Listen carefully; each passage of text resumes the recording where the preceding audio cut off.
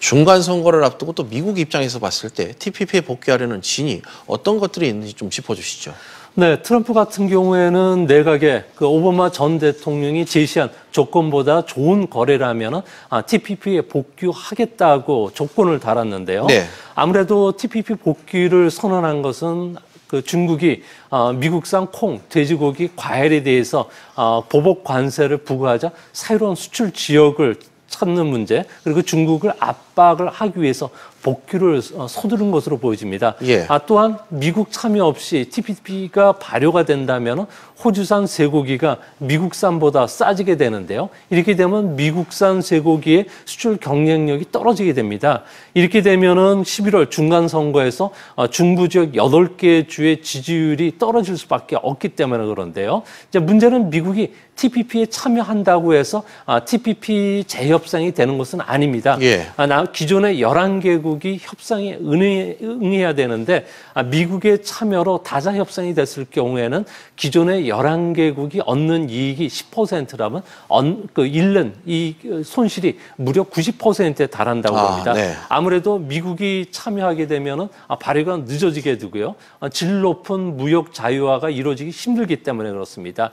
또한 미국은 시장 개방뿐만 아니라 수출 규제라는 턱없이 높은 요구를 할 것으로 보여지는데요. 이렇게 되면 11개국의 결속이 와야 되기 때문에 일본 입장에서는 상당히 좀 난감해하는 모습입니다.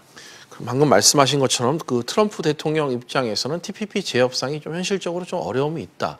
그럼에도 불구하고 이 사이를 좀 비집고 들어가면서 가입을 주장하는 배경 어디에 있다고 좀 보십니까? 네, 트럼프는 거래의 달인이라는 이야기를 하는데요. 협상 전에 몸쪽에 높은 공을 던져서 상대를 흔들어 놓고 흥정을 통해서 자신의 목표에 가까운 타협점을 찾는 협상에 상당히 능한 사람입니다. 예. 이 때문에 TPP 11개국이 미국과의 재협상을 거부할 줄 알면서도 아무래도 미국의 우월적 지위를 이용해서 미일 FTA 협상을 공식적으로 요구할 가능성이 높다는 점입니다. 예. 즉 TPP는 미끼일 뿐이고요. 실제 속내는 미일 FTA를 체결하는 쪽에 가닥을 잡는 모양입니다. 현재 일본 같은 경우에는 미국의 노라는 단어를 쓸 수 없다는 점을 트럼프가 잘 알고 있는데요.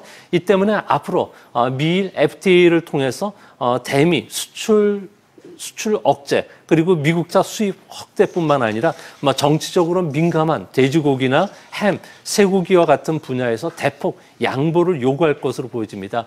일본 입장에서는 TPP의 그 목적이라고 할 수 있는 상대 시장의 접근성을 높인다든지 경제적인 후생 극대화, 통상 확대가 아니라 오히려 1980년대식 미일 관리 무역으로 회귀할 가능성이 높기 때문에 아베 총리로서는 상당히 곤란한 정치적 위치에 놓이지 않을까 생각이 됩니다.